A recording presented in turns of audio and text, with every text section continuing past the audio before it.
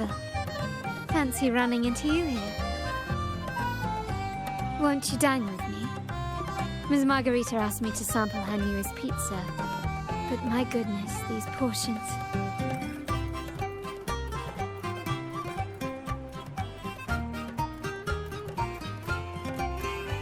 Did you hear what the Order's acolytes found while clearing the abandoned library?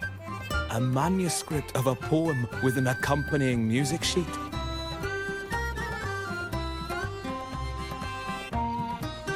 The public has already caught wind of its contents. Did you know it was signed as Golden Anthem?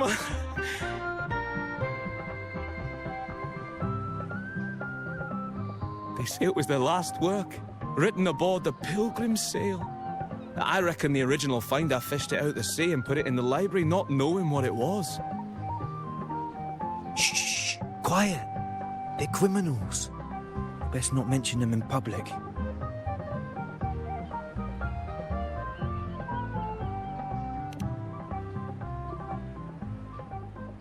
Shh.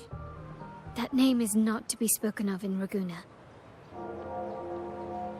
Simply put, the Golden Anthem was once a renowned poets' society. Their 3 members were once the Sentinel's cantors, but the Order banished them for insulting the divinity. Allegedly, their pilgrim sail caught fire and none on board survived, and thus their last known work disappeared. Well, since the manuscript is no longer secret, how does the tune sound? Give me a second. Let me think.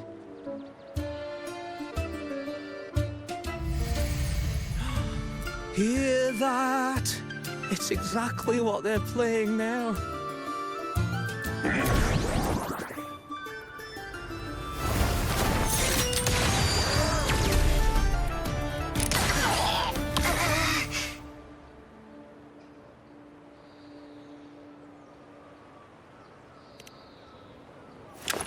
Well, it would appear they were possessed by daemons, just as this very article suggests.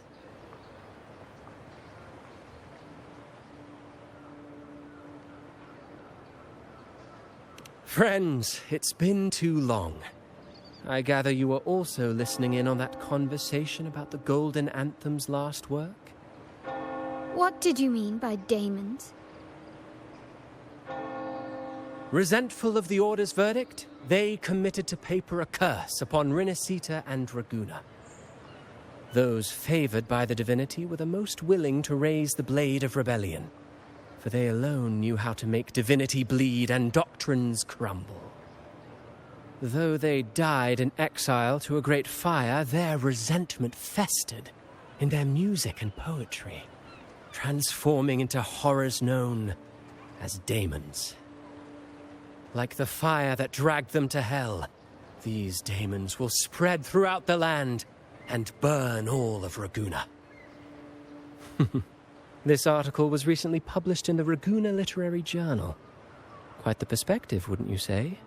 Vengeance born of resentment. Such dark and twisted characters are hard to resist. Perhaps someone unwittingly played that tune just now and opened the plushies to possession by the daemons. Then again, it's all conjecture. Those in the Poets' Society died years ago, and who's to say what really happened? Now, if those vengeful spirits really do exist, well, out of all the patrons here, they went straight for you, Rover. Curious and curiouser. By the way, it just so happens that I made a copy of the Poets' Society's last work. Here, take it. Consider it a little souvenir from your spirited encounter.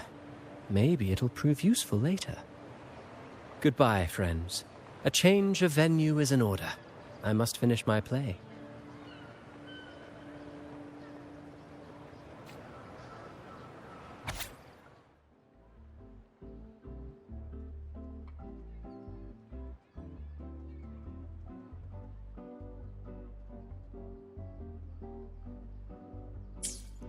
Like the fire that dragged them to hell, these daemons will spread throughout the land and burn all of Ragusa. Unverifiable, yes, but not entirely dismissible. That said, a peculiar entity did indeed manifest, and it attacked you. So, let's start at the very beginning. I have a friend who's an expert in deciphering music. I believe you've met her before. She who resembles Topaz should still be near Whisperwind Haven at this hour. In her world, poetry and music hold equal sway. Shh. Listen carefully. Strum my strings for the endless dance of time. To fly is not to flee, but to journey towards the dreams. All the hopes will set us free from doubts and fears deep within. Let the sunrise gild our wings, let the twilight soothe our Follow the song to find the her. skyward forever wild and free.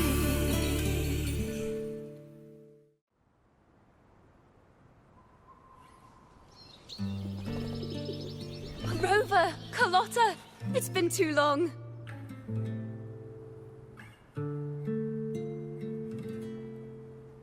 You really must adore that song. I remember hearing you sing it when I was little.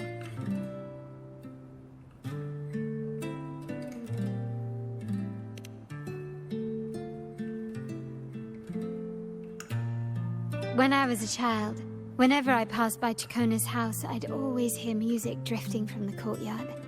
Lively, spirited, and so full of emotion. I remember it well. Those two guards of yours were like giants from Septimont. Easily 200 pounds of pure muscle. Back then, Ciaccona's family conducted the Order's choir.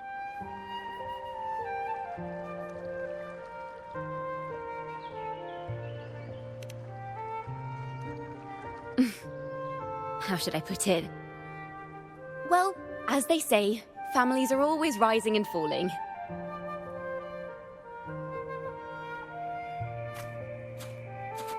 But a song is a song, whether sung in a grand hall or beneath the open sky. As for family matters, let the past stay where it belongs. Anyway, the two of you came in such a hurry. I suppose you're not here to take in the music?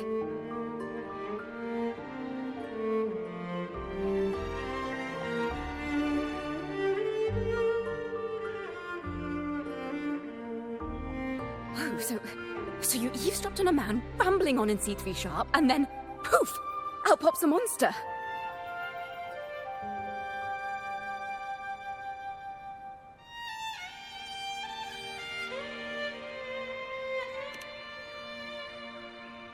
Let me see. It should sound something like this. About that, Sharp Rover.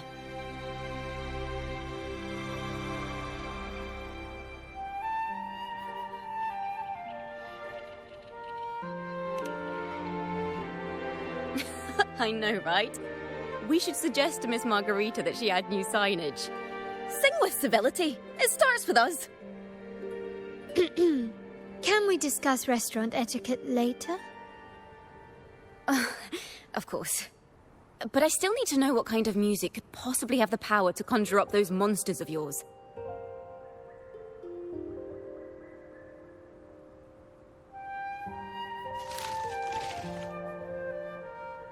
The Golden Anthem. That name should never be spoken. They're criminals. To conspire with them is to risk banishment at sea. Or worse.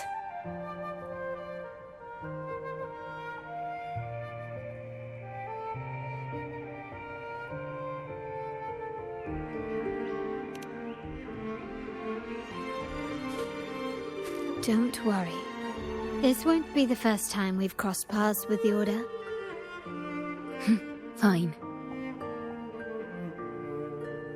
From what you've told me, the composers of this poem cursed Rinascita, spelling the fall of Raguna. When the poem is played, some type of horror appears. If I understand correctly, That's what attacked you and Carlotta. If you ask me, this story is a right load of codswallop. I don't believe a simple little poem could curse Renacita. Then you... We need to get to the heart of this poem and music mystery. Let me join you. I can't resist a good adventure.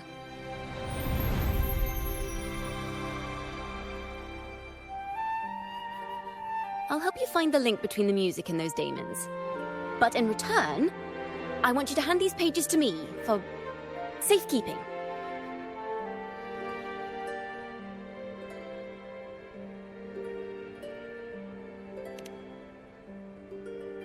Then we have a deal. Since you believe this music summons them, how about we test it for ourselves? I've already memorized the sheet music. It's risky, but there's no surer way to find out. Wouldn't you agree, Rover?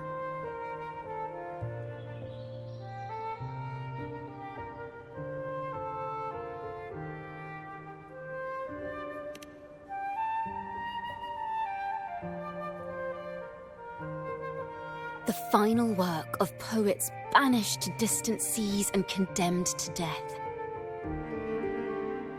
What, I wonder, did the verses forged in flames truly sing of?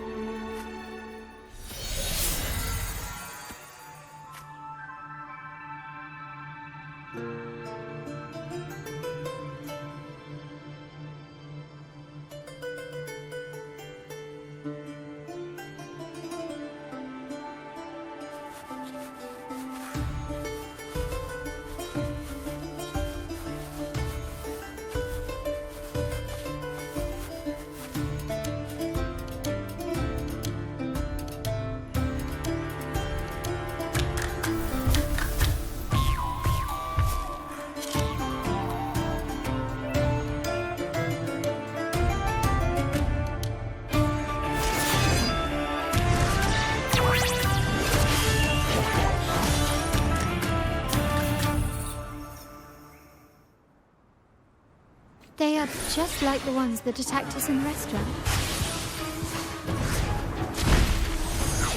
Mind the tempo. A perfect chord.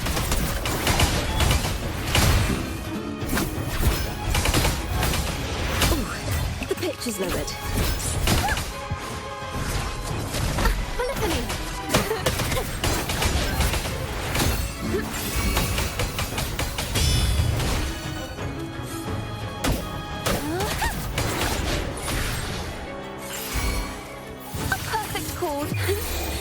Let the show begin!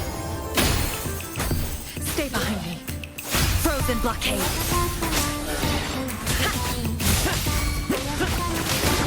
Climax of the show!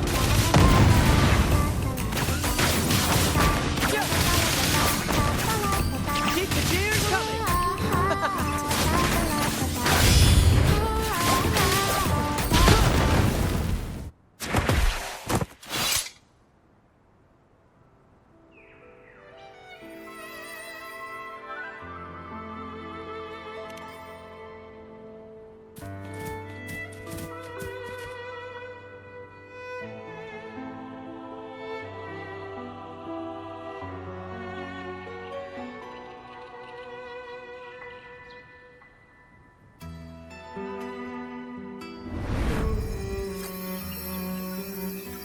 They burn in despair, resentful of the Order's verdict, till their last breath. Their last work is nothing but a curse upon us all. With our bodies to fuel the fire, the ensuing furnace shall forge Raguna's true gold. Is it saying Raguna will burn to the ground?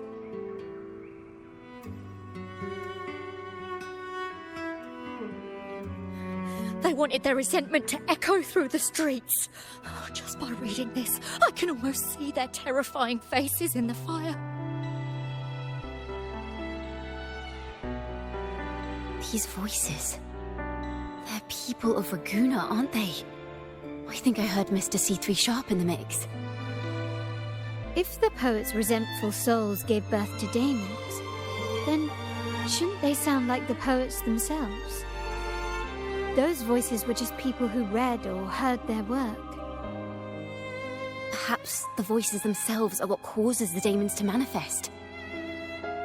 In the legends, daemons are born of death and curses. But what we've seen isn't like that, no. They're more like horrors created from people's words and imagination. Of course, I'm just speculating. The voices were somewhat muddled. Perhaps I can refine the melody. This time, we need to listen harder.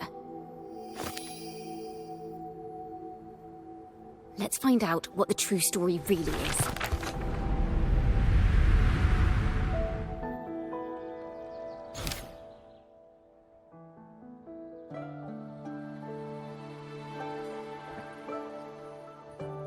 This is a realm created from melodies.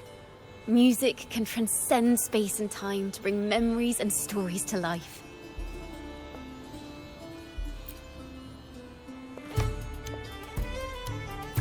No. Normally, you can't perceive the frequencies in a melody. But that manuscript lets you see the world as I do. That part with the daemons should be right here. They burn in despair, resentful of the Order's verdict, till their last breath. Their last work is nothing but a curse upon us all. It's the same as what we heard before. But now I see something.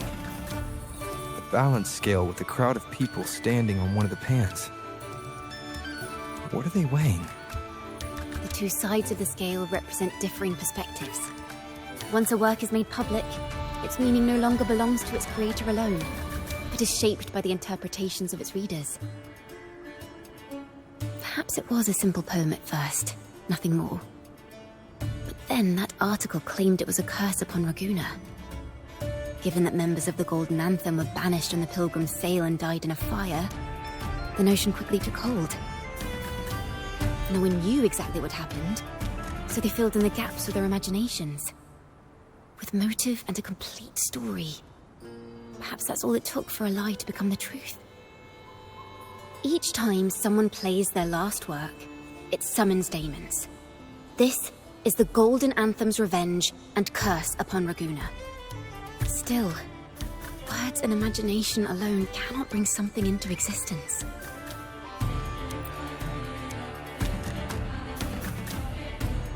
Yes, someone must have used them to create the daemons. What if the mastermind pulling the strings from the shadows is the author of that article? Daemons are bound to their creator, so it might not be a coincidence you felt them target you at the restaurant. There could be a connection between you and this mastermind. Or perhaps they have their own reasons for wanting to see you silenced.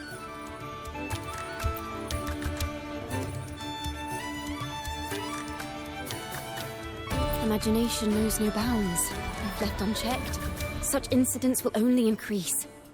For resonators, dealing with them isn't much of a challenge. But for ordinary folk, it's enough to spark panic across the city. Finding the one pulling the strings should be our priority.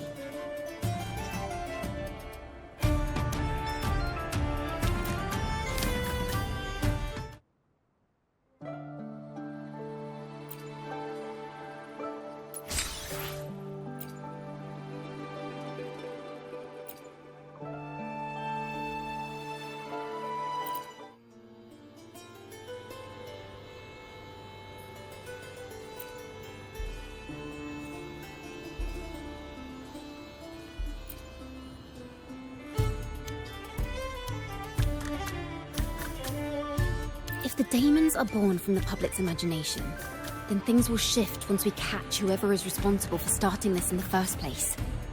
This mastermind has gone to great lengths to twist the facts, stirring fear and turning it into resentment.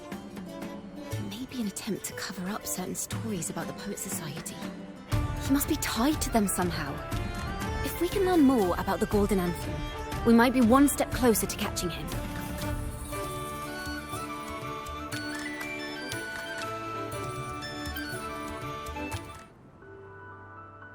Music and poetry are born from kindness and hope. Yet now they've been twisted to create these monstrosities. Whoever is behind this won't just sit back and watch. The thought of confronting them is already inspiring me to write a ballad. What should I call it? Which instruments would fit? Our enemy hides in the dark, while we remain in the light. If that's the case, we need to split up. With your tenacity and Ciaccona's expertise, we will uncover the truth. Someone has pointed a gun at Cat's Eye. Someone ought to pull back the curtain and expose them. The family has its ways. Tracing the article's source and finding this mastermind won't be a problem.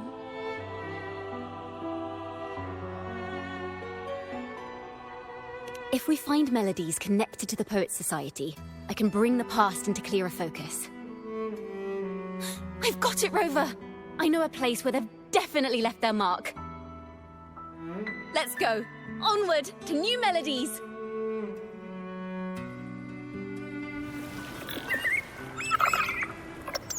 I really admire the wind. It's free to go anywhere without restraint. If only it could carry my poems into the hands of everyone across the world.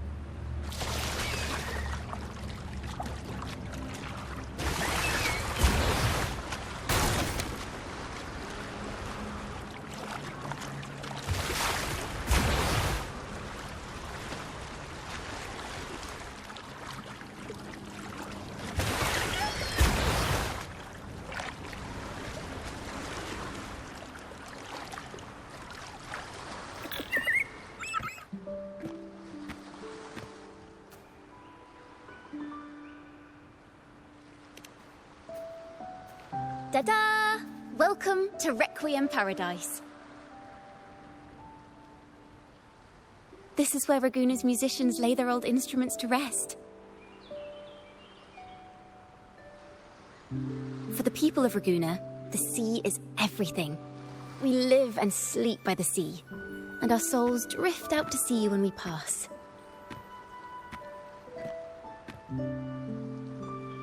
Since an instrument is an extension of the musician, it's only fitting that it's buried by the sea.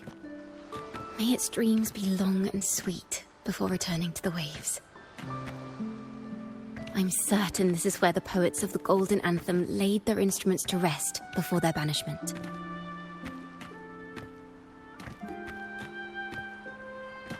What's wrong? You seem troubled.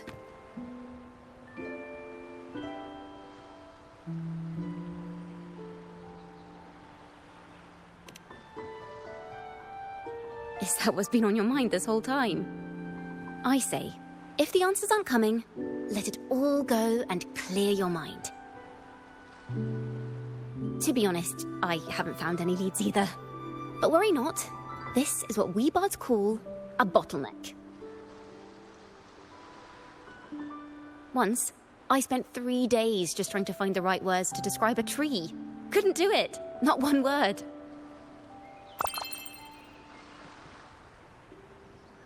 So, I stood under that tree and prayed for an apple to fall on my head.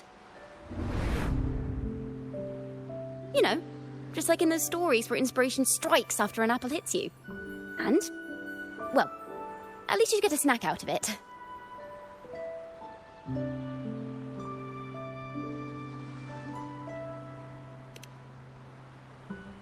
Sadly, the apples weren't ripe and none fell. No free nibbles for me, unfortunately.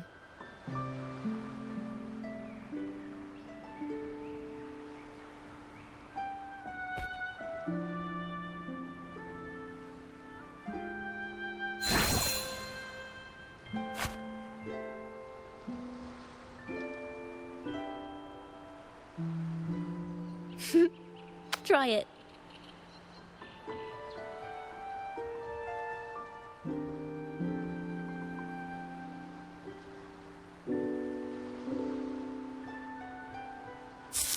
Huh. It's a real apple.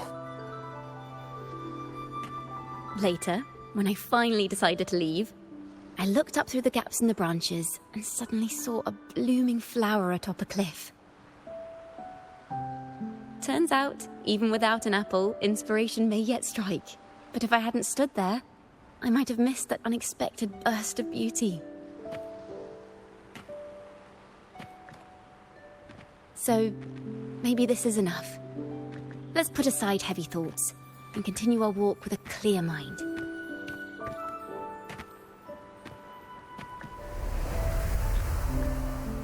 I'm starting to understand why Carlotta calls you Topaz.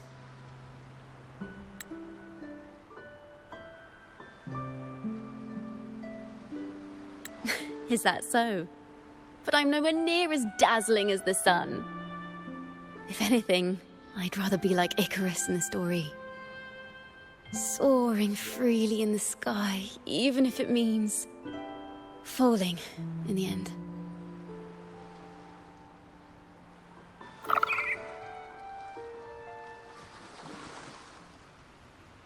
I sense the melody of an instrument close by. Let's search for it.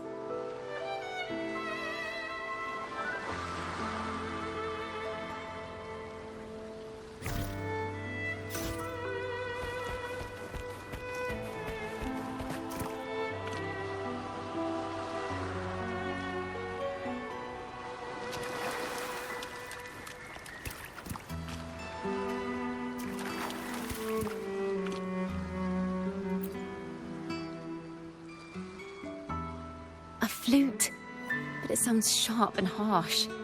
If this were a performance, I'd say it's trying to finish as quickly as possible, barely giving the notes a chance to breathe.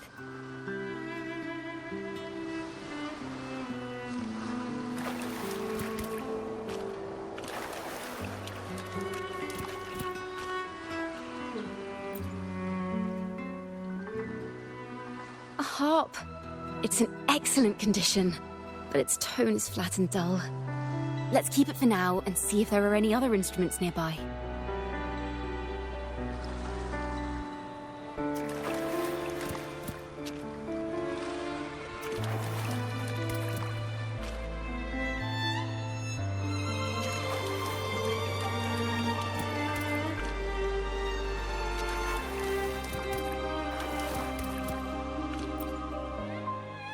Is that a lute? Its echoes are faint. Perhaps because it's been abandoned longer than the previous two. I'll need some time to decipher it. Wait. The sound may be weak, but there's an undeniable strength to it.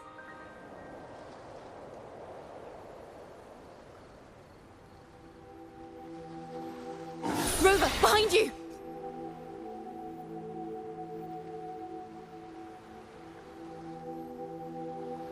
It seems this lute likely belonged to a member of the Poet Society.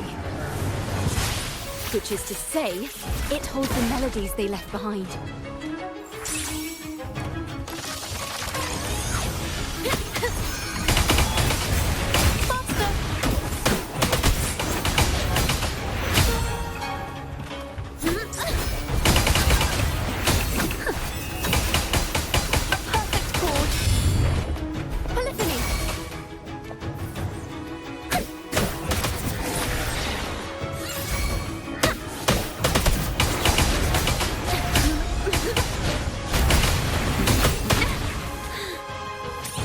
Mind the tempo. Oh, the pitch is lowered. Listen, the trio of destiny.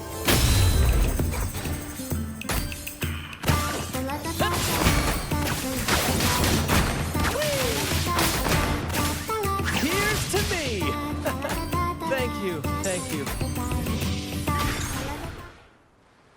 The timbre also matches. I believe this lute is exactly what we've been looking for. Sometimes, even when the instruments are the same, the performer's mood can change the entire sound. For example, this lute doesn't seek to boast. It speaks softly, like a traveller sharing a story over tea in the warmth of an afternoon. The true purpose of music is to express what words cannot.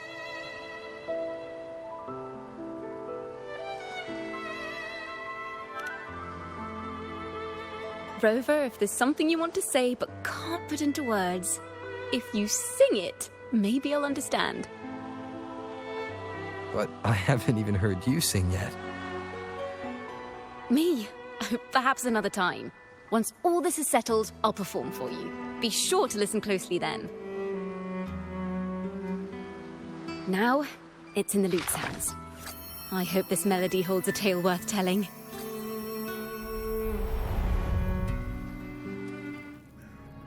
Listen, I hear something up ahead. It seems like an interrogation room. This melody carries the weight of the Poets Society interrogation. Let's keep moving. Take care with each step.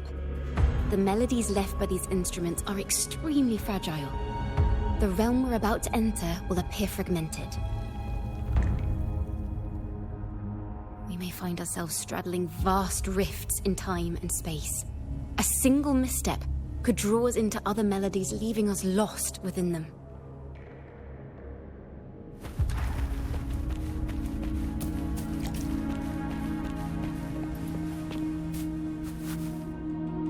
Farrell of the Golden Anthem. Know that Imperator is stern, yet merciful. The Codex teaches us that those whose sins are cleansed by the sea shall remain blessed by the sea. It is a grave offense to slander the Sentinel. This includes your claim that the Sentinel's true form is a steed of the skies. I was told you found this lie carved on a lithograph. In the face of the tempest, a giant celestial steed carved a path for the Ark. How absurd. If you admit you were mistaken at tomorrow's trial and reveal where you have hidden the evidence, I will move mountains to protect you and your companions. Remember, Imperator only responds to repentance, not silence. I'm sorry, Sir Acolyte. I'm doing my best to cooperate. Please don't mistake my silence for defiance. It's just, this room is freezing, and I've caught a chill. Makes it hard to talk. I'm afraid that by the time I see the Sentinel, I will have lost my voice entirely. Perhaps then, they will judge you for silencing a poor transgressor's confession. As long as you repent and help us destroy those blasphemous poems and songs, the Sentinel shall show mercy. You are a wise man. I trust you will make the right choice. I look forward to seeing you tomorrow. Good night, Mr. Farrell. I will always be here should you wish to receive the Sentinel's mercy. No need to worry, Sir Acolyte. In fact, I'm beginning to enjoy the cold. Neither official nor private records show them as having ever repented in the Cathedral of Mercury. This melody is fading fast. Let's check if there's anything nearby to amplify it.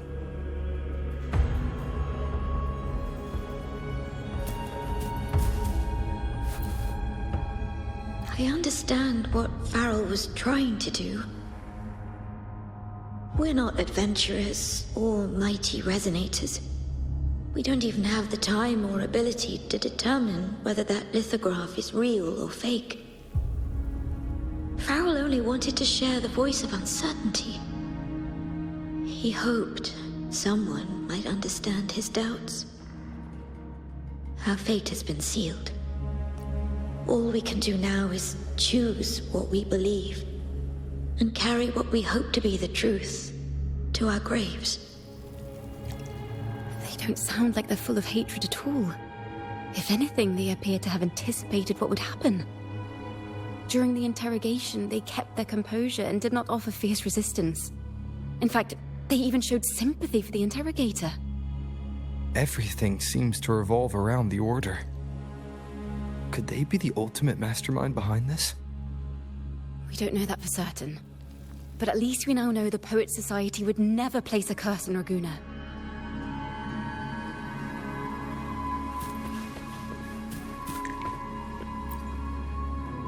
Farrell's gone mad. He ought to have hidden the truth in our secret study. Why would he slip this dangerous knowledge into his poems and hand them out to children? We ought to have buried the truth. Buried the truth. It just occurred to me. Is that our mastermind's true aim? Not only to bury the past, but also to silence those who know the truth, like you. To that end, he stirs panic to deepen Ragunese prejudice against the Poet Society, using this opportunity to create monsters born from our words. Words and music are weapons without form.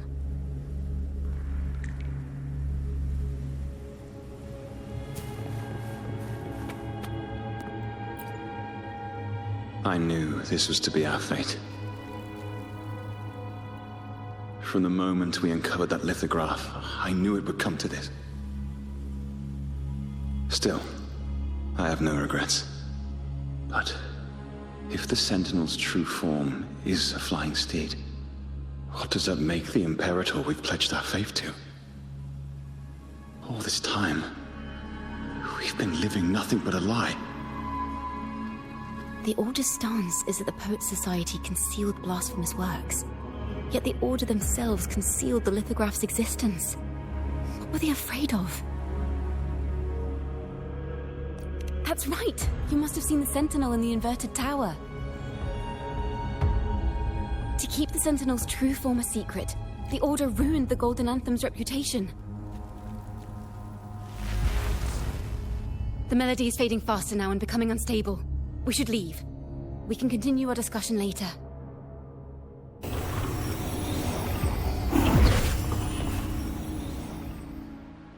Where is this place? A study? Ciaccona, are we? Ciaccona? We must have gotten separated. Ciaccona did say even a slight misstep could draw us into other melodies. Am I? You are to build a home here, like seabirds. Dwell upon the water, just as countless stars dot the night sky. I don't know if what I'm feeling is right or wrong. They were clearly the Sentinel's cantors. Why would anyone call them criminals who insulted divinity?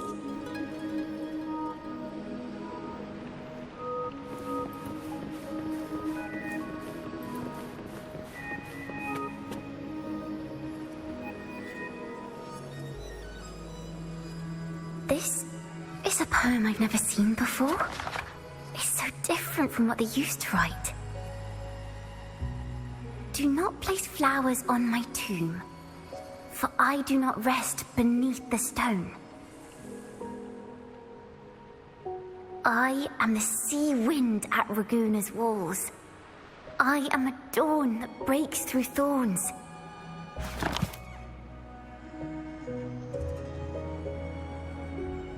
I am a nighthawk of wings aflame, soaring towards the celestial steed, whose praises I sing and whose true form I behold. A flame, celestial steed, true form I behold.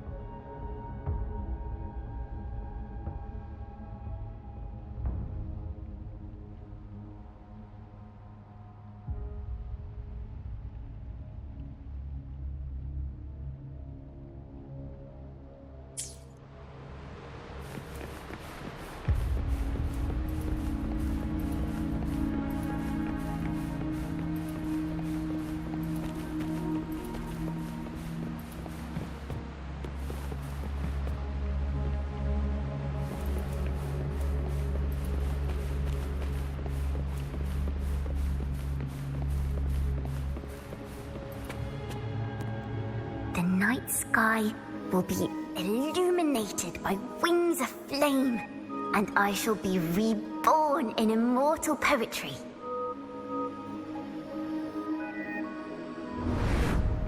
Because they cannot banish the truth, the Order of the Deep instead banished us to the sea.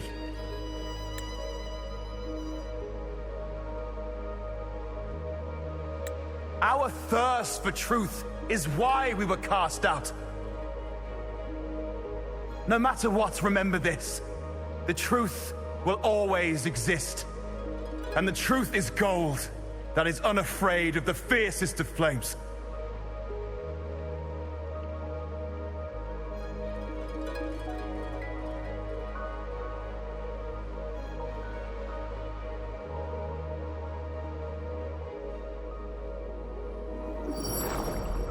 Can't get through, but the sounds are coming from over there. What is this place? Who are you? She's always been distant and aloof, but her true melody is both heavy and fragile.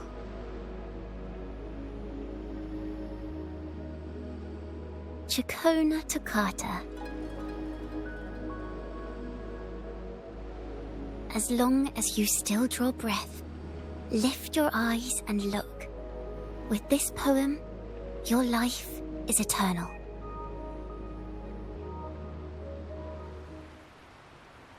Rover? Rover, are you all right? Finally, I got you out of there. You must have been drawn into a different melody on our way out. I just walked into his study and ran into a strange little girl. She seemed quite taken with the Poet Society's work. She mentioned a name. Ciaccona Toccata. I see. I don't know who you met, but Toccata is my family name. As I said before, for family matters, let the past stay where it belongs. Just call me Ciaccona. We don't need to overcomplicate things. Well, we have made some progress. The melody we were in gave me a hint on what to do next. Yes, seeing as they banished the Golden Anthem, we might find more clues in the Cathedral of Mercury.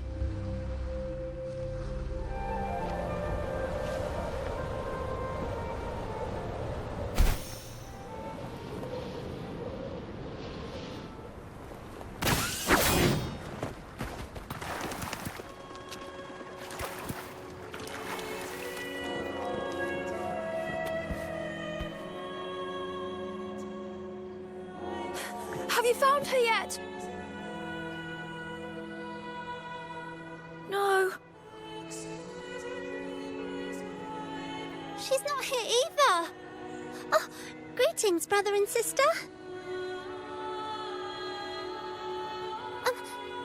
Might I ask, have you seen someone dressed like us who likes to walk with her head down?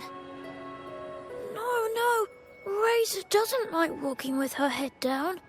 She must have gotten into some trouble.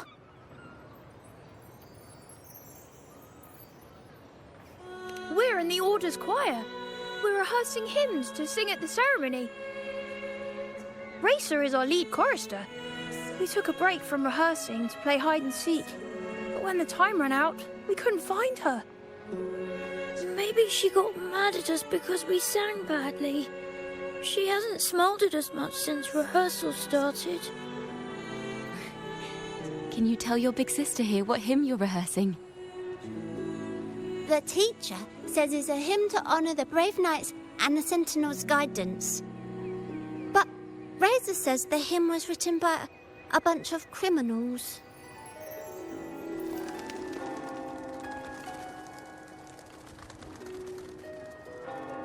Well, which way did Racer go? We can help you look for her. Really? She went that way.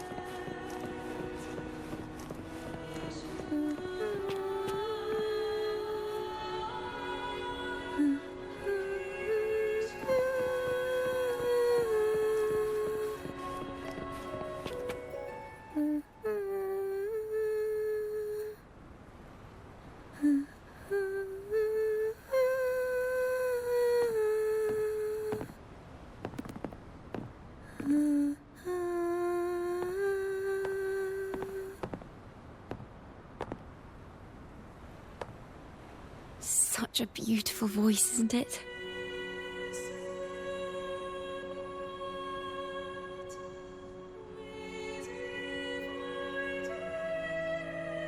You're the laureate! And you are? My name is Ciaccona. A friend of mine. Don't be scared. We're only here so that you can finish your game of hide and seek. Hide and seek, right. Myron and the others are waiting for me. Sorry I've caused you trouble.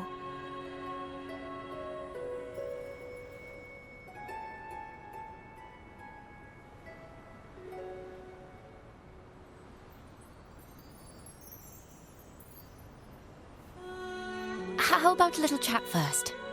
Something's troubling you. I can tell. What?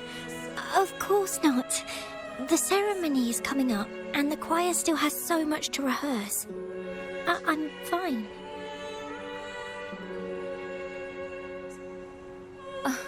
Young ones today have so much talent. If I had the chance, I'd love to learn how to sing hymns. You know, our laureate here definitely knows how to sing hymns.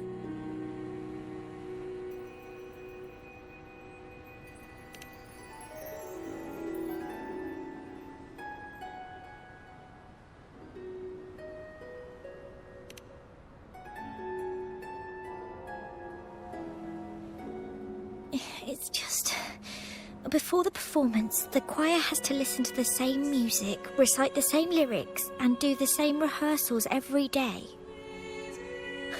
What's more, the hymn we're practicing, it was composed by bad people. Teacher calls them heretic poets.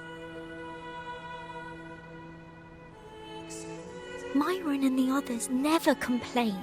They're always eager to sing praises to the Sentinel on stage. But now, their dreams are all dashed because of me. Myron, Patero, and Chia's voices are in perfect harmony, but I can never keep up. And I don't like this hymn.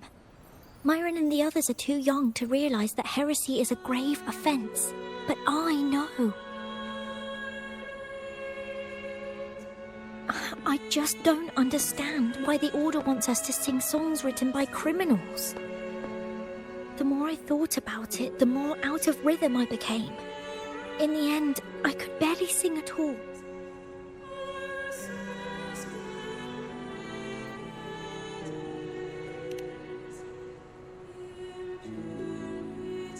That song just now. I've already forgotten how it's supposed to sound.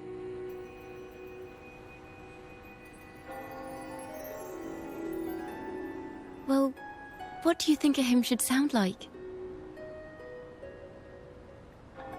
A hymn, as the books state, is a song of praise for the Sentinel who leads the lost to the abundant lands.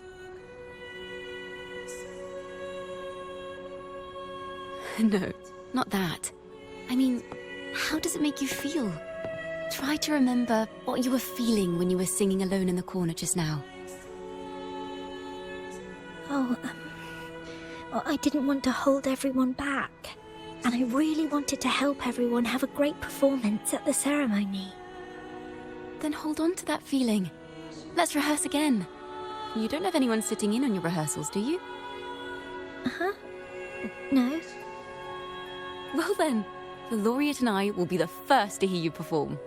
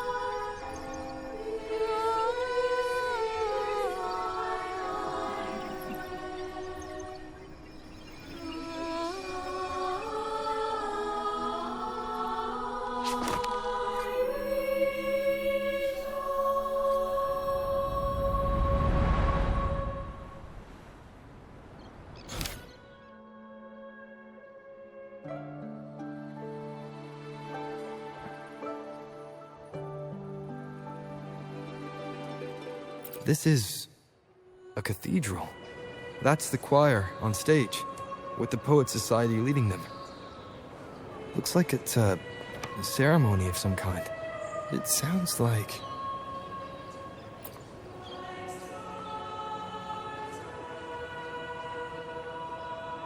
On the surface, yes. The Order certainly upheld Raguna's prosperity and stability. The poets, praised for their songs to honor the Sentinel, earned the Order's favor. Despite their banishment, their work still serve the Order's cause today. But this, my friend, doesn't strike the right chord we need to follow. Simply knowing the Order once stood with the poets doesn't reveal the true reason behind their banishment.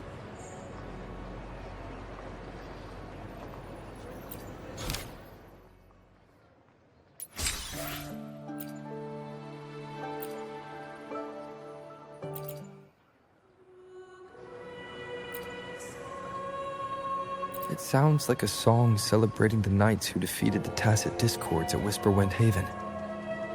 Wait. Someone's approaching the stage. Degenerates! Arrogant hypocrites, every last one of you! You have no idea what happened! None at all! Has the Order reduced our sacrifices to mere tales to be told over tea?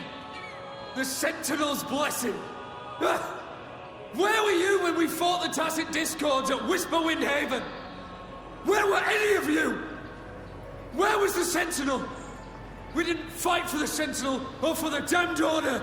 We fought for ourselves. You're nothing but hypocrites.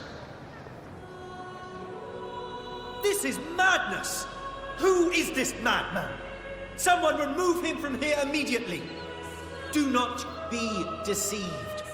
All knights who rode into that battle wielded swords sanctified by the Order. They fought in the name of divinity. What he said about the common folk, is it true? Tell me, were they also sent to fight at Whisperwind Haven?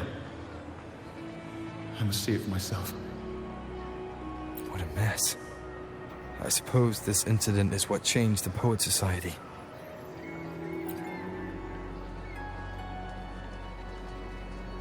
Strange. Why is this passageway so long? This is the same study I stumbled into in the Realm of Melodies. Afternoon tea! Yes, please. Your tea and biscuits, miss. I'll reapply the medicine once you've finished. Next time, no more climbing walls. Understood? It wasn't just for fun. I was trying to... There, I understand. You've always been a curious child. You saw something terribly interesting and snuck out to take a closer look. Wait. Is it raspberry? My favourite. Huh? Ow! Look at this. This book says the flower doesn't live long. But that's silly. I know it can survive the coldest of winters. Maybe one day I'll become a great bard. A proper one. Who never makes mistakes like this.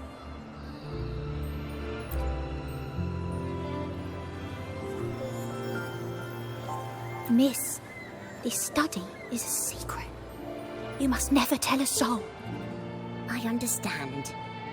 But I've always wondered, why do people say they're guilty? There are so many interesting poems and songs here. Why won't Father let me see them? Oh, you'll understand when you're older, miss.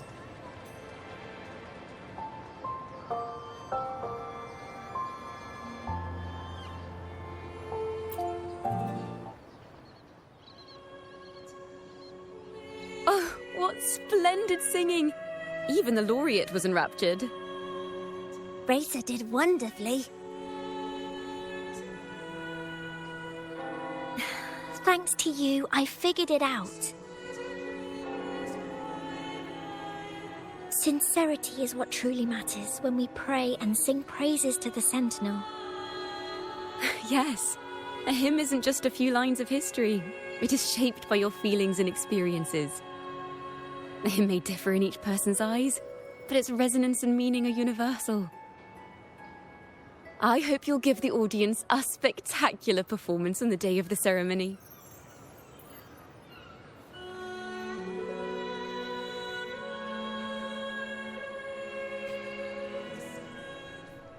So, what did you see in Razor's melody? The Poet Society was criticized for glorifying the knights over the common folk during one of their hymn performances. Their assumptions were challenged, so they traveled to the knights' encampment at Whisperwind Haven to verify the truth for themselves. This incident may have been the turning point for the Poet Society. Did you find any other clues?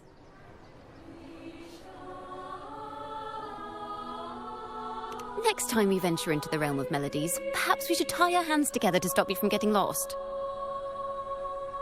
If the Order's choir is pointing us to Whisperwind Haven, then that's where we'll find more clues. Let's go.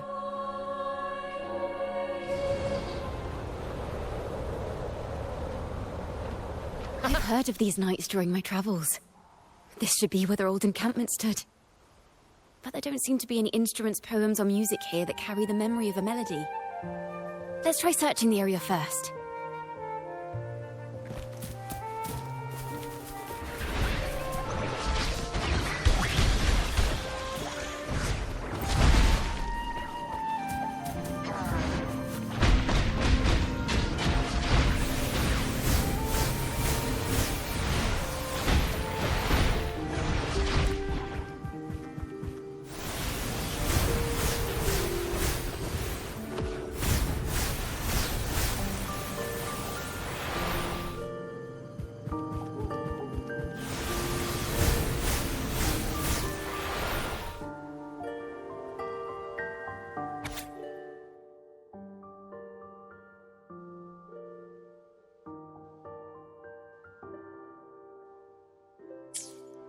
These bonfire poets were no doubt members of the Poet Society.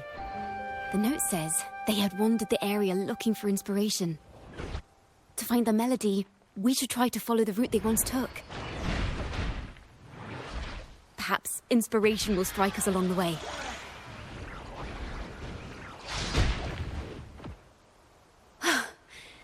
This was the last stop on their route. Oh, the view just now as we soared in the sky was just breathtaking. What is it? Has anything come to mind? Oh, yes. How did I miss that? The wind is the finest recorder of melodies. It rises from the primal, churning endlessly, echoing in our ears without end. I believe the melodies left by the Poet Society were witnessed by the wind, and it will carry them to us. Playing a tune, of course. I want to capture the mood they must have felt when they were here. I'm curious as to what they left behind.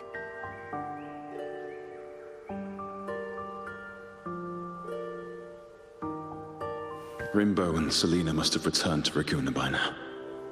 That lithograph of the Sentinel's true form. It has to be here somewhere.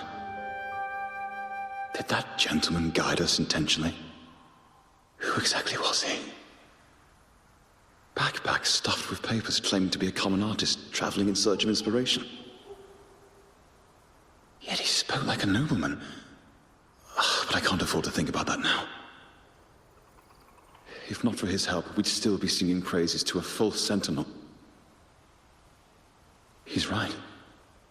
We cannot continue to sing for the Order anymore. We must enlighten the people of Raguna. They deserve to know the truth.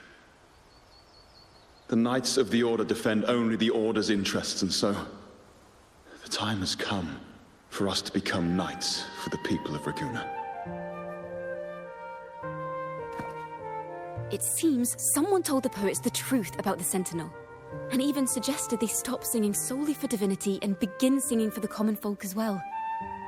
On the surface, what our mystery man said makes perfect sense. He even has knowledge of Imperator's true form. And this hidden lithograph is evidence the poets were telling the truth.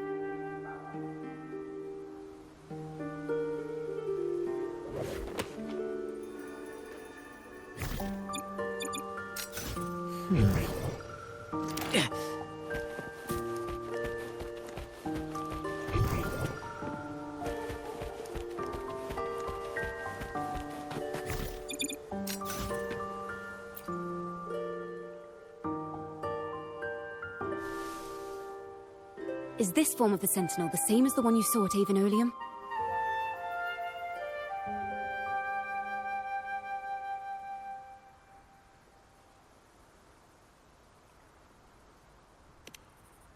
So the poets were indeed banished for uncovering the Order's secrets.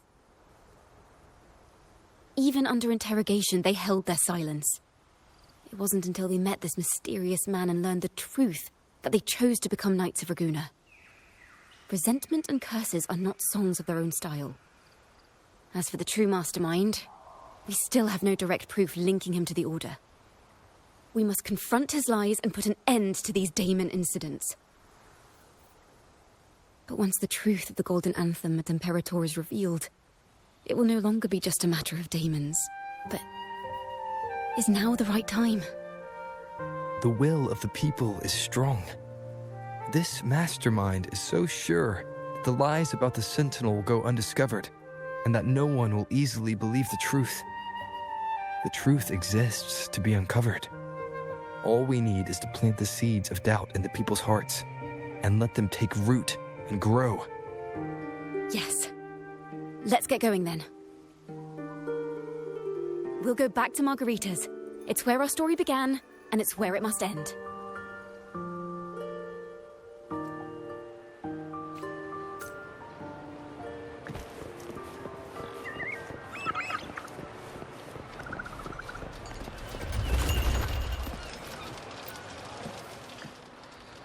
Miss Margarita!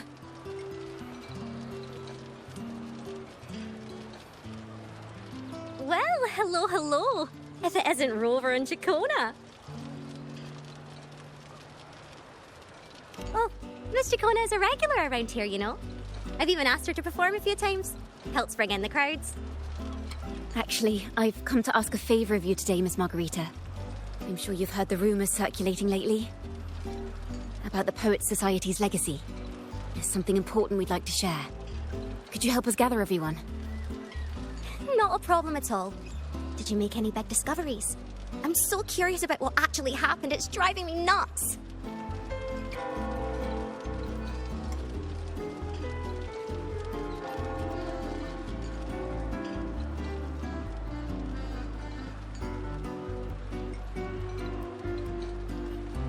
Rover, we'll begin when you're ready.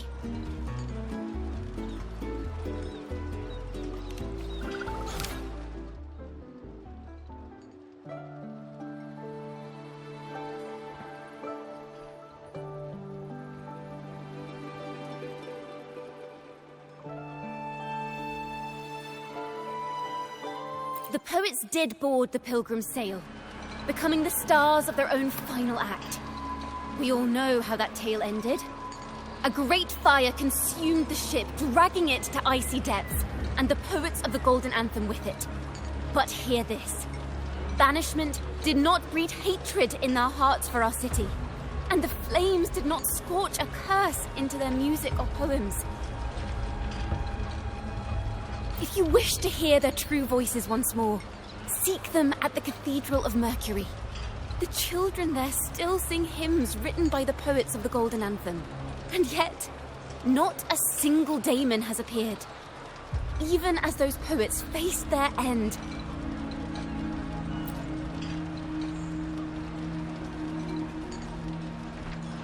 As the fire filled the ship's cabins, they penned their last poems with death drawing near. Perhaps they were greeted by the Sentinel in their final moments. Or perhaps they fell silently toward death. If the poets truly meant to curse Raguena, why would they write such obscure poems? Why not simply leave their works behind in Raguena? No. Their last words were hastily written as the flames closed in. This charade, it was carefully crafted, twisting their work to conceal the truth. We already have... No.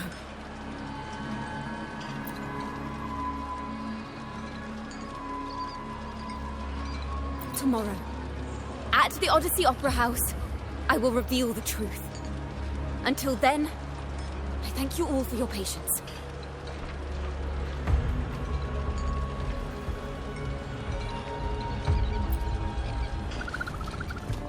This can't... This is very confusing. Previously. Sorry.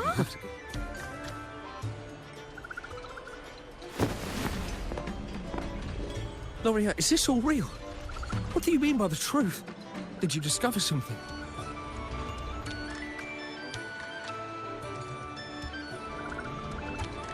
The poets of the Golden Anthem, they were...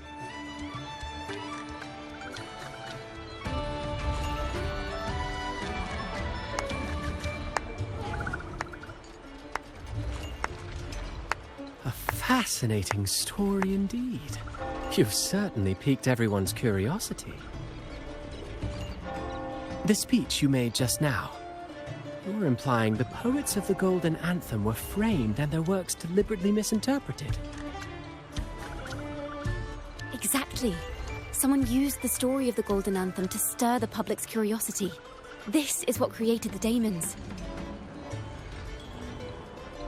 If memory serves, official records of the Order of the Deep state the poets were charged with blasphemy against the Sentinel. Surely you're not suggesting this was all the Order's doing? I dare say, such remarks would be considered a grave crime, punishable by banishment. Are you from a noble family? The city's elite have a habit of siding with the Order.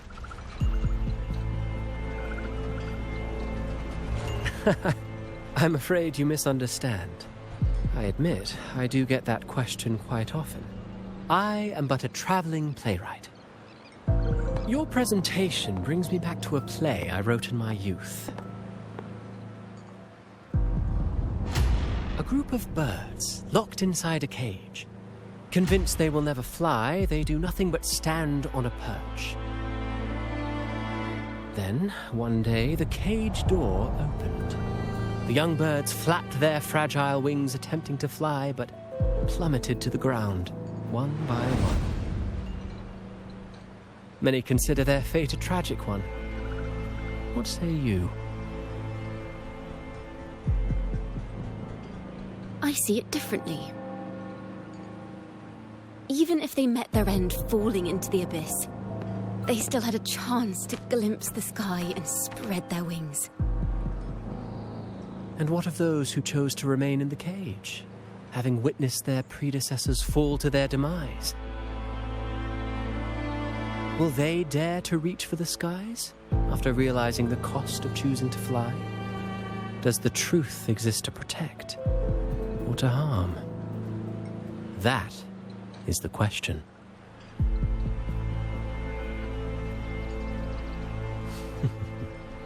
Miss Poet, I look forward to tomorrow's arrival.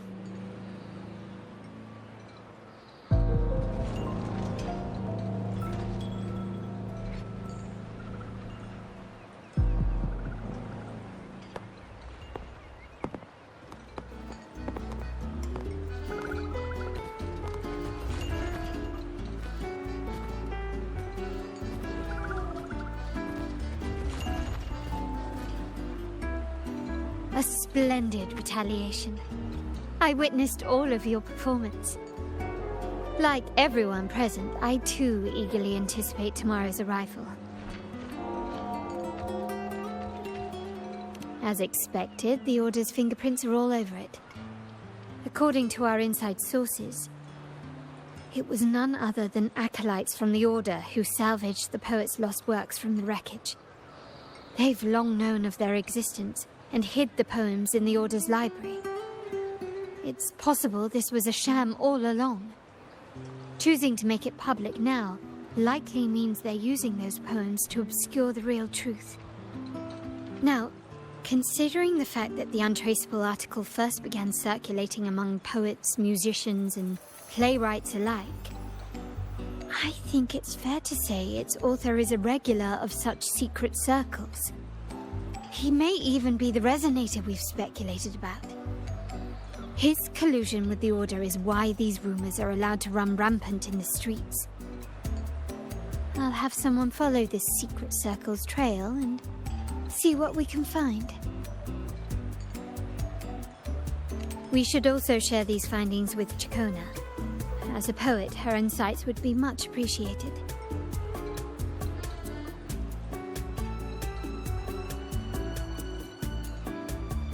That's strange. She was just there a moment ago. Just like when we were children. Gone without a trace. And she and her family disappeared without even a goodbye. Ms. Margarita, have you seen Ciaccona? Miss Ciaccona? She was squirreling off towards the harbour earlier. I thought that's where you were meeting, so I didn't say a word. She did look quite down, though. Never seen her wear such a gloomy face before. Thank you for letting us know, Ms. Margarita. Why don't we split up and look for her at the harbor?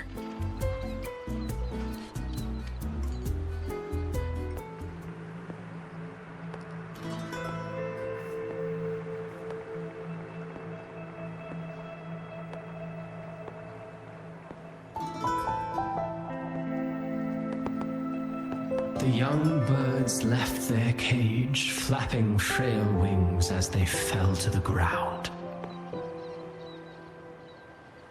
I never thought his words would reach into the depths I sealed away so long ago. Coming here implies you worry about tomorrow's outcome.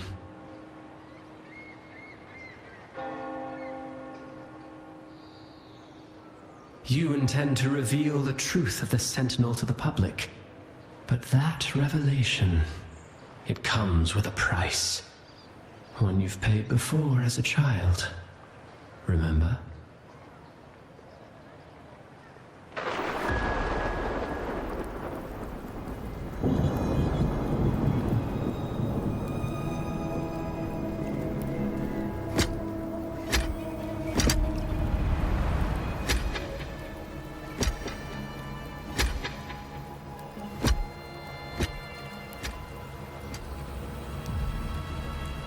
This is the past. And here I thought you'd be much wiser than this. You know the dangers of pilgrimage, yet you all still cling to the same reckless path. Tell me, what drives such stubbornness? The truth has its thorns, and the Golden Anthem has already paid its price. Do you wish to relive their fate?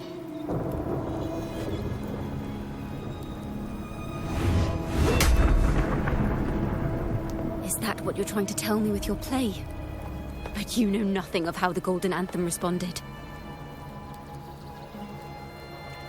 Allow me to share the answer, Sir Acolyte. Do you remember the very first voice from the heavens? The one the people of Rinascita kept alive in their hearts as they built their homes on this land? Surely you've seen The Golden Bough, yes? A play where people from various clans wear masks, singing and celebrating together. An occasion you now call Carnival. And what of it? It is words and songs. We are not your enemies. What you face here is something that is hard to describe, something I call reverberation. It exists forever, and you can never defeat it.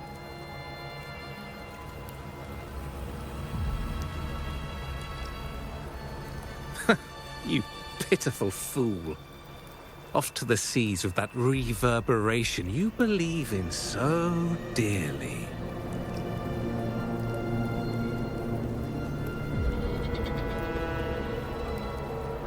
The Order of the Deep seeks to banish us to the seas because they know they can't banish the truth. Hear that? The bell they tolled. I will be the one to carry its sound forward.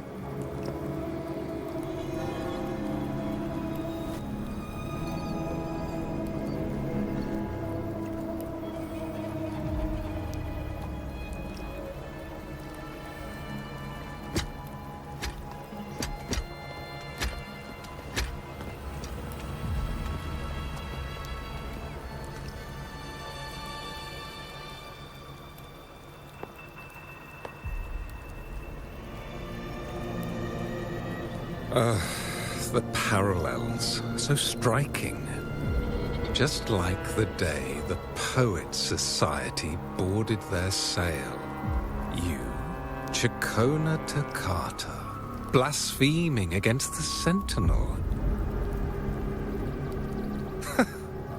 So this is the resonance they babbled on about. After all these years, another group of fools is ready to march down the same path. Why are there always those who believe the Sentinel is some damn horse?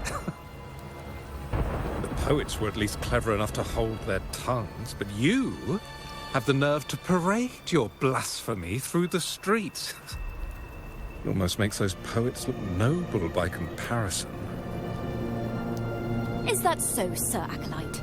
I do hope you dream of this Sentinel of yours every night, then.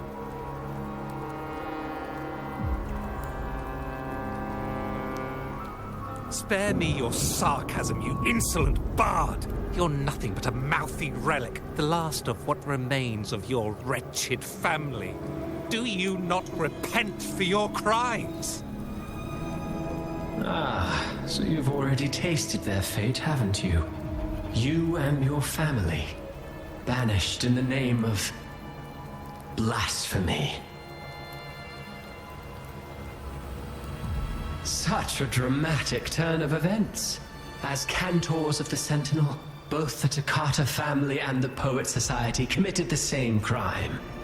Tell me, what is the connection between you and those poets? You're nothing but a figment of my imagination. None of this concerns you. It was a price we were willing to pay. We have no regrets.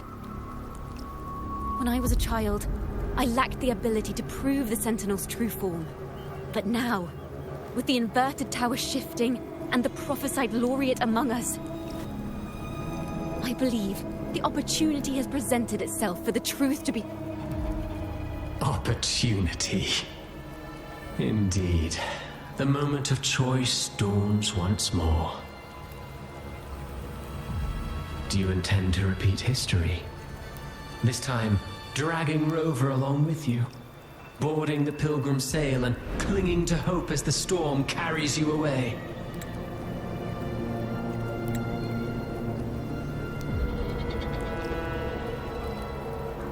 Isn't this what you're afraid of?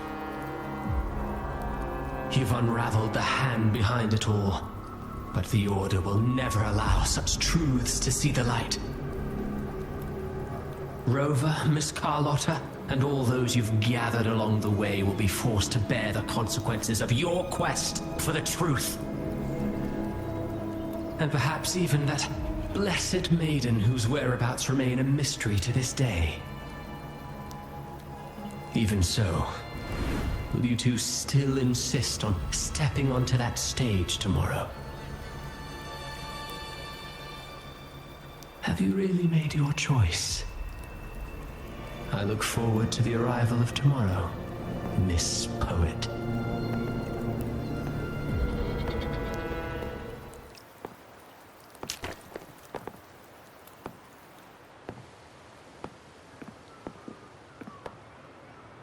Is this Ciaccona's sheet music?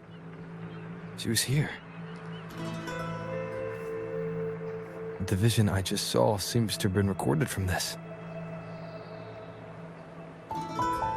Ciaccona mentioned she always writes down her melodies on manuscript paper. Could this be?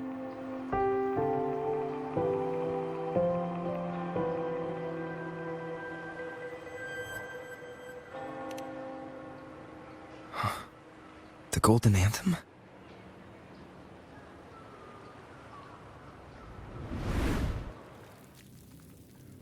An interrogation room. Being here reminds me of the many unanswered questions still hidden within these melodies. The girl in the Poet Society's study must have been Ciaccona when she was little. What happened last time was no accident. As the performer, her own melodies got entangled in the mix. But why was she there? And why are the Toccata family and the Poet Society accused of the same crime?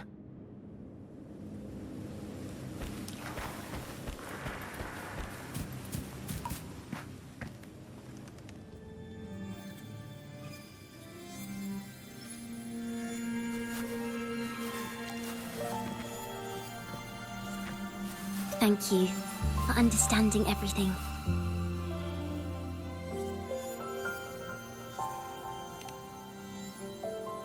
Is there anyone else here besides you?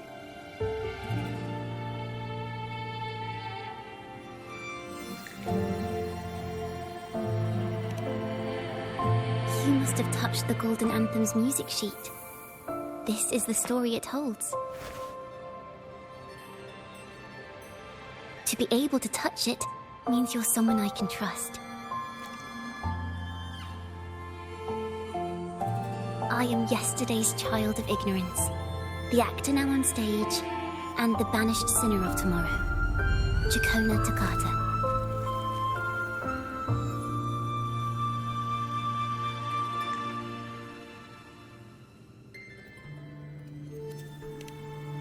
Let me tell you, the story of the Golden Anthem doesn't just belong to the Poets Society.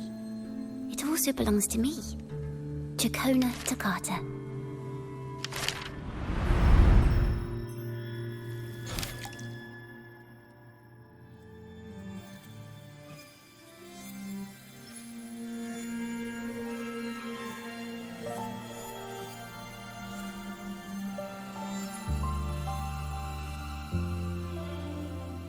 This is how it all started. A mysterious person showed the poets the truth about the Sentinel. Then they decided to become Knights of Raguena. Back then, besides the conductor, there were others who helped organize things. That was us, the Toccata family. It didn't take long for the Order to notice us. To keep everyone safe, they gave my father a key to a study. Inside, there were papers that could have destroyed the Order, if anyone would even believe them in the first place. It was blasphemy, but my father didn't hesitate. He took the key right away.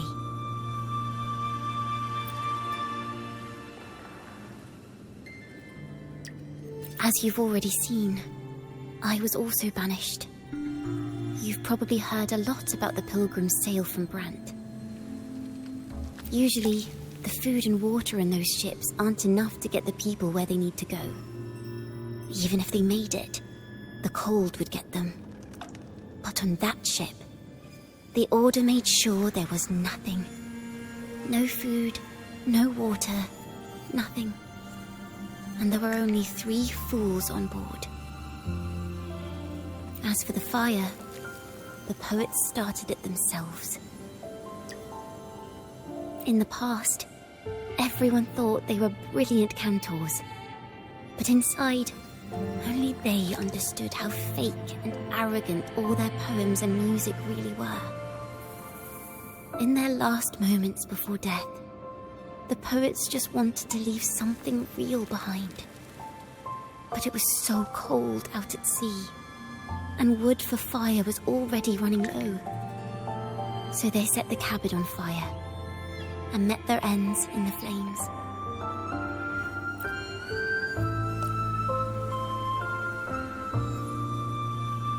In the world they dreamed of, poets would no longer be shackled and everyone could sing freely.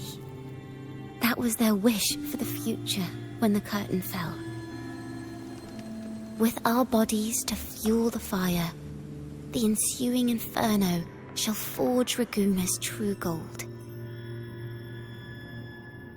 But the Order was afraid. They didn't want any loose ends. So they went to salvage the ship's wreckage.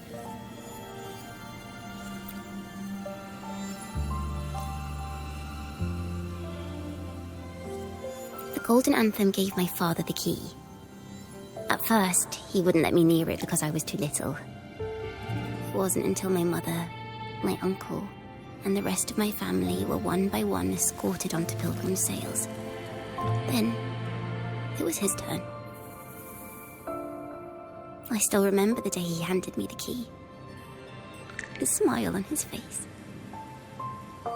Don't see it as a burden, my child. Remember, true courage isn't hiding it away in your heart. Raise it like a torch, just like the sun, so it can light the way for others. Only this kind of courage can rid your father of the cowardice he showed toward you and your mother. Never forget. You are a Takata. Father wanted to tell everyone, so the Order put him on a pilgrim sail with the same charges. And that was the last time I saw him. Later, after I became a wandering bard and poet, I started to feel what was in the melodies of the poets and my ancestors. A sincerity like none other. I wrote songs, weaving the stories my father and the poets discovered into musical scores. But what awaited me was the Order's banishment. The Poet Society and our family could never prove whether the Sentinel's form is really that of a celestial steed. All we could do was hold on to our suspicions and the possible truth, waiting for someone to prove it. Now that someone has come, he has reached the inverted tower. Now, I have that choice again. Do I reveal the truth? Always worrying about my next meal, wandering from place to place, being chased by acolytes. I'm used to it. But this time, I have you and my friends with me. I can't let you all repeat my fate. If we step onto that stage tomorrow, the Order will not stand idly by. They might even come after you and Carlotta. Like I said, the truth exists to be uncovered. I've made my choice. And once everyone hears the truth, I believe no one will question the choices you all made in the past. There are hints of the sea inside Ciaccona's melodies. You should take greater pride in being a poet. Thank you. Thank you for understanding everything. Let's open the doors. I hope this time, the story ends differently.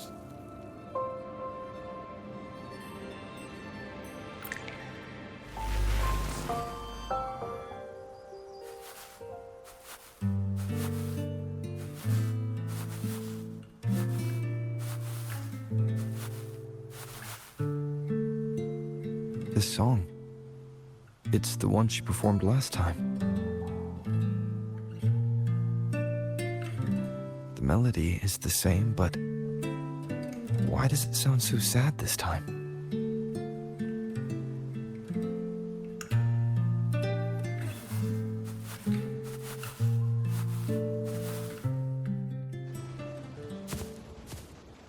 So, Miss Poet, have you made your decision?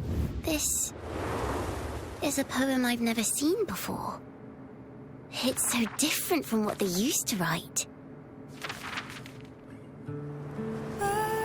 Do not place flowers on my tomb, for I do not rest beneath the stone.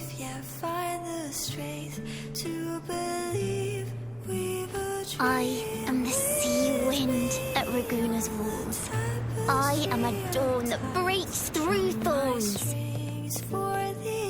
I am a nighthawk of wings of flame, soaring towards the celestial steed, whose praises I sing and whose true form I behold. I know what you're thinking. You're worried I might end up on the same path you did. Go on. All the hopes will set us free from doubts and fears deep within. Let the sunrise gild our wings. Let the twilight soothe our skin. Follow your heart. I'll be with you. Till the end.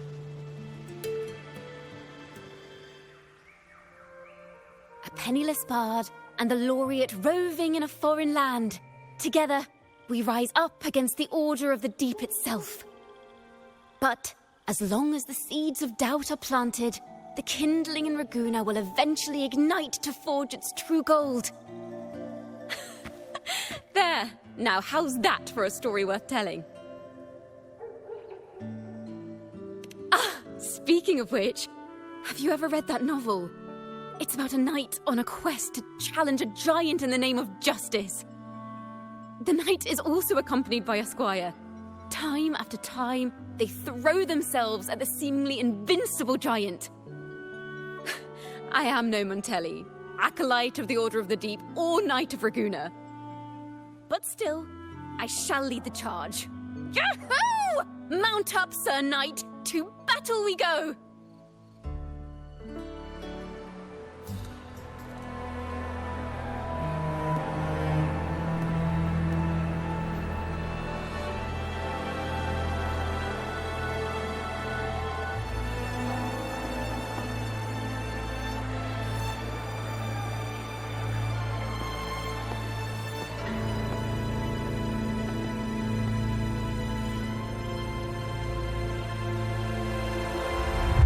As the forgotten songs rise once more, a tale of the past I shall tell.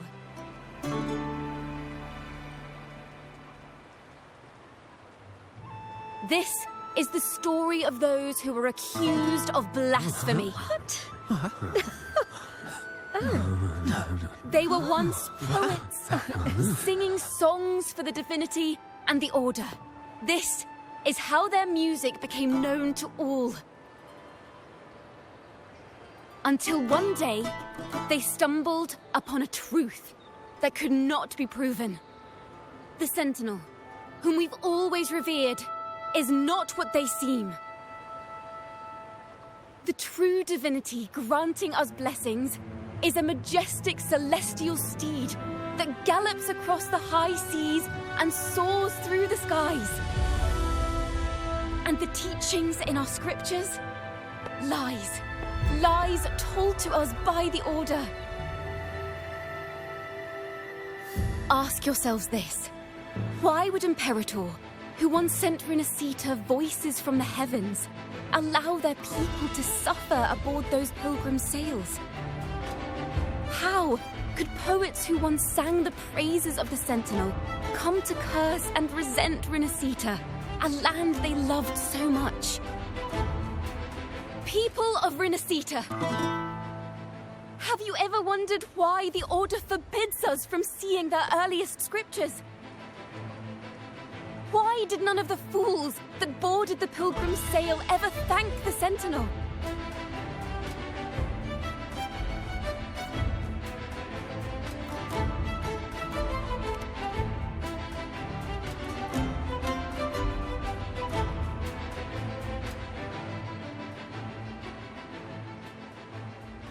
Imperator and Raguena have always stood united, yet lately, they seem to have vanished from our dreams. Why is that? Ciaccona Toccata, in the name of Imperator and Primus Fenrico, you are hereby under arrest. You will face the full weight of the law at the Order Penitentiary.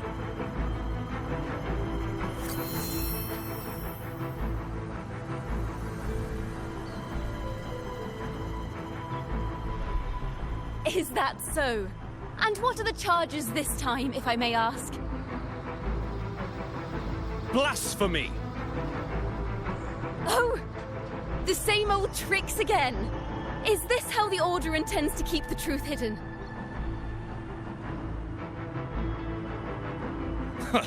Save your empty words for your confession to the Sentinel.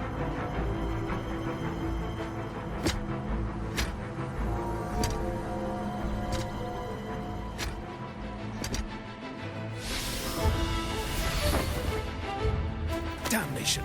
She's not working alone!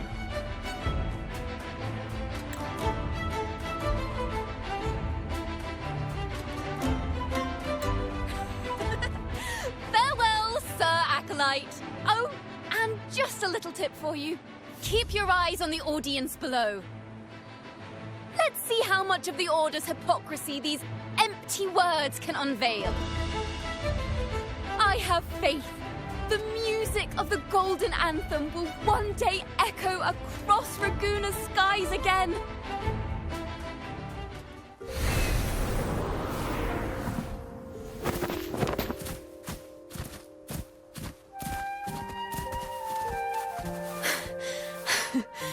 Phew.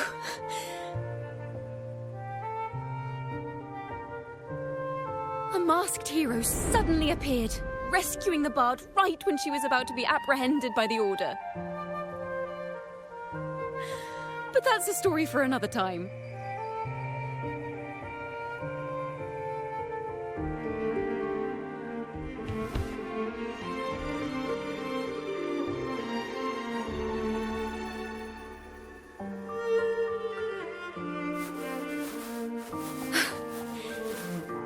You know what this means for you, right? Even with a mask on, people will still recognize the laureate.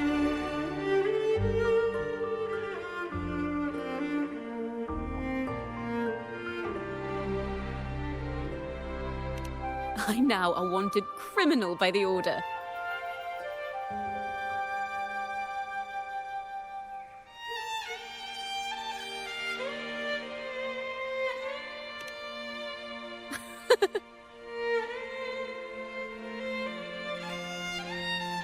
Now this is what a real poet, no, wait, a real knight is supposed to be.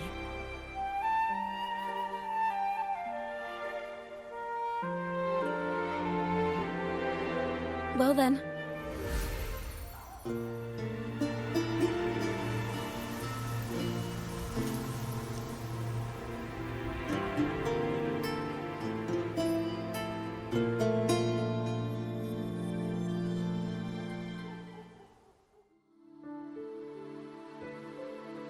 This room is our final stage. Now, it's your turn to step onto it. You will witness a different world. You arrogant hypocrites! Led by curiosity and wonder, you step forward. I am the gentle sea breeze, sweeping through Whisperwind Haven and towards Raguna's high walls. Well, have you decided on your answer? I look forward to the public trial. Perhaps our fates are not so different after all. It is time, sinner against the Sentinel. But you... I will continue to sing. As long as there are those who breathe and see. My eternal summer will never fade.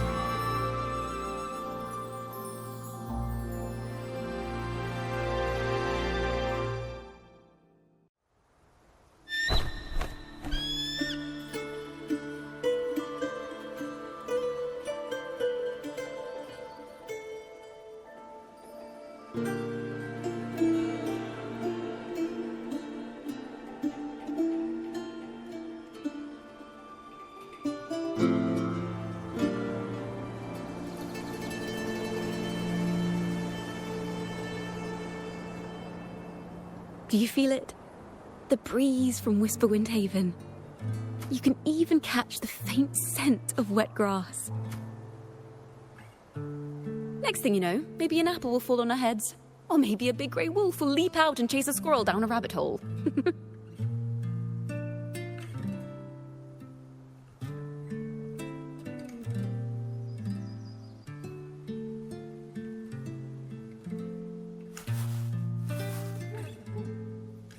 Thank you, Rover.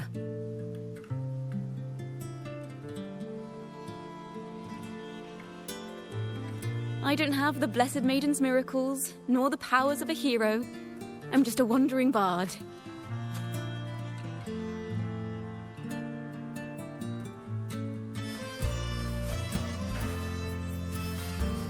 The only thing I can offer is to immortalize this moment. I will carry all the stories about you with me.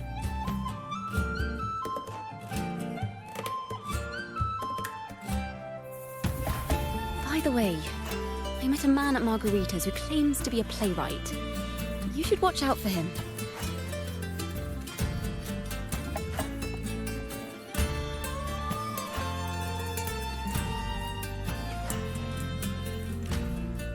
I'm not entirely sure who he really is, but my guess is that he might be the resonator who's been working with the Order.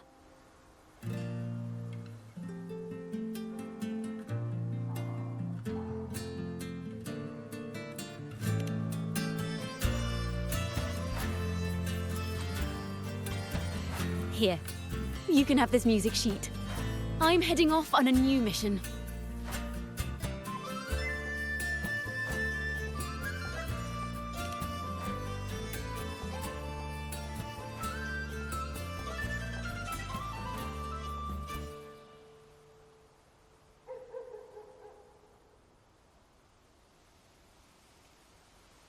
An escape mission! Starting today, I'm no longer just a wandering bard. I've got the Order hunting me now.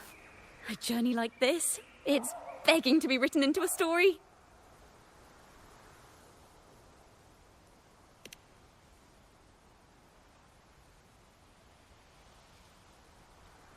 Don't you worry. I still remember our promise.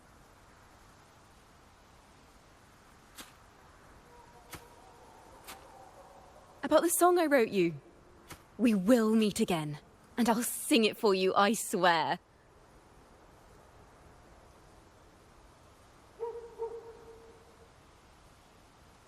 After all, we're partners in crime now.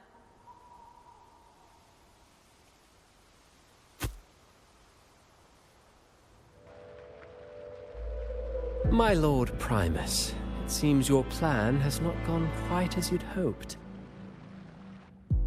You sought to revive the blasphemous Poet Society, spreading their legacy to stoke the fires of prejudice, and through my aid summon daemons to sow fear across Raguena City.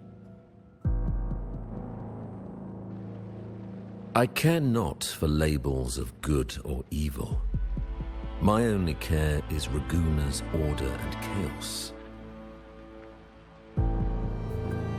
Fear is but one tool among many to maintain stability. Ah, truly the words of one in possession of great power. Such lines are rare, even in plays. And yet, why do you seem so restless, Lord Fenrico? This is hardly the character I expected from you. Is it that foreign laureate that unsettles you so? Or perhaps that insignificant Toccata girl? Or is it something else you seek? Out of respect for our partnership, some things are better left unsaid. Of course. As you will, Lord Fenrico.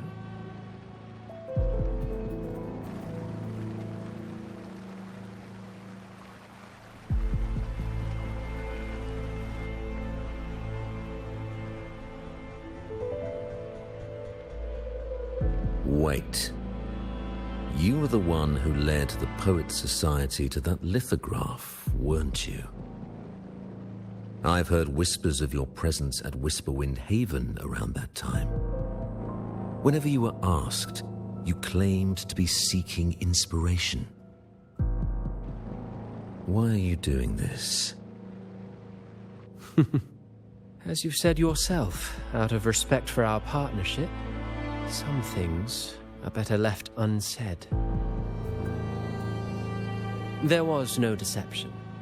Indeed, I was seeking inspiration. In the end, I found a story about birds in a cage. The birds, having uncovered the truth, must decide.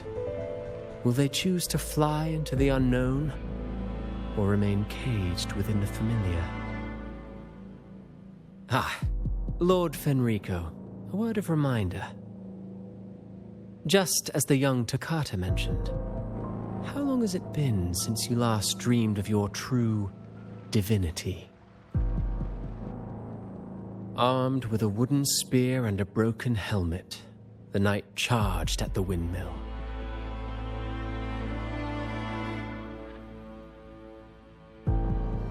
His squire, ever loyal, trailed close behind as if becoming one with the knight. Together they charged again and again, true knights in spirit, ignoring the countless wounds they bore. Truly astonishing. Even if you took such a script, what could you possibly accomplish, Hecate?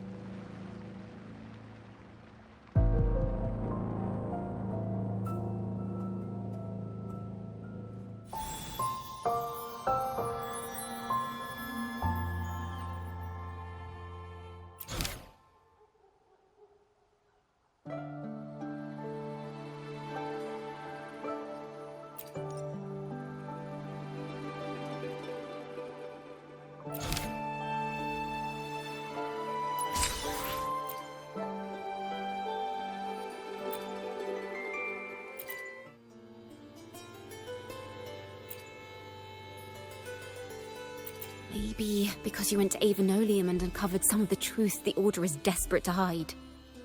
It will take a lot more than that to even leave a scratch on you. Perhaps they're having someone else do their dirty work. That just makes finding the one pulling the strings a top priority.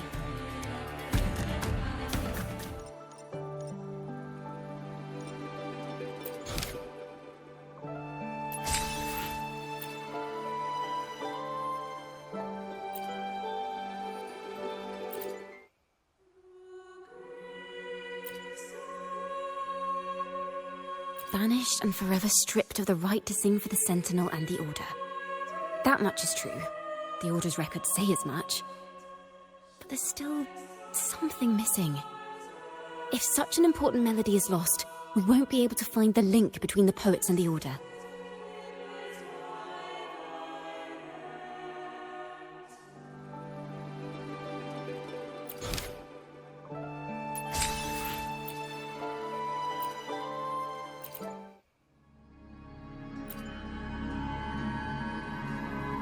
Fire, seemingly forged from the depths of hell, destroyed everything, leaving nothing but ash behind.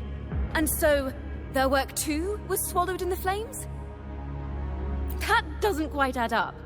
If hellfire was all that remained from the Pilgrim's sail, then could they really have been trying to curse Ragusa? If that were the case, well, shouldn't the curse have come true?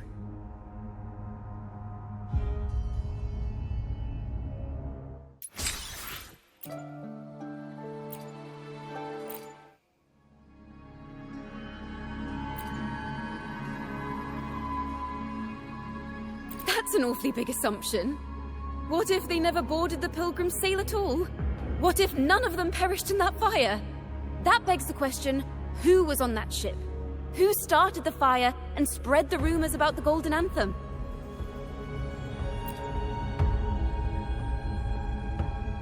Another poet, intimately familiar with the poets of the Golden Anthem, you say? If such a person exists, then why haven't the Golden Anthem stepped forward to prove their innocence? No, that's not it. This will take the story in the wrong direction.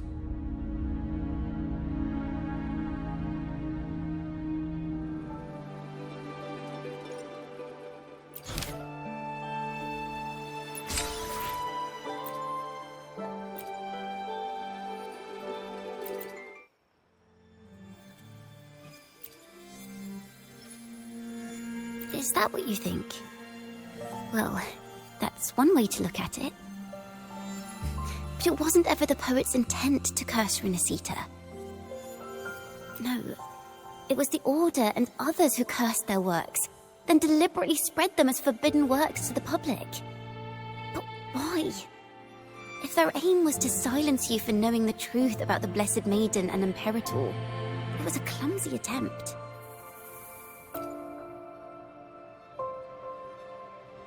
Monsters breed fear.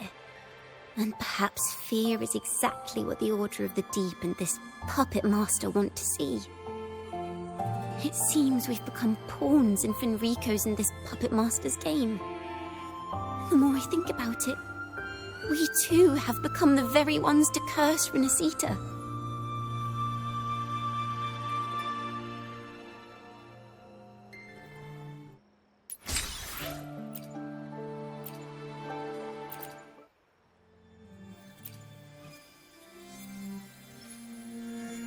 our crime was the same as the poets. Blasphemy. Our family wasn't like the Fleurdelys, deeply rooted in tradition. Nor were we like the Mantellis, wielding power. We simply did what we thought was right, preserving everything for those who would come after us. Compared to the Order, we were just a tiny speck of dust. Even if we'd kept the secret, they would have discovered it eventually. They would seize what the poets left behind and lock it away. Maybe if Father hadn't taken in the poet's legacy, the Toccata family would have escaped this fate. Perhaps none of this would have happened. If so, wouldn't it have been wiser to surrender it all to the Order back then?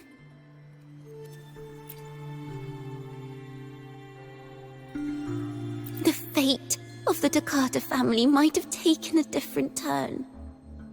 But when you face the Order of the Deep and their false divinity, our fate is no longer ours to control.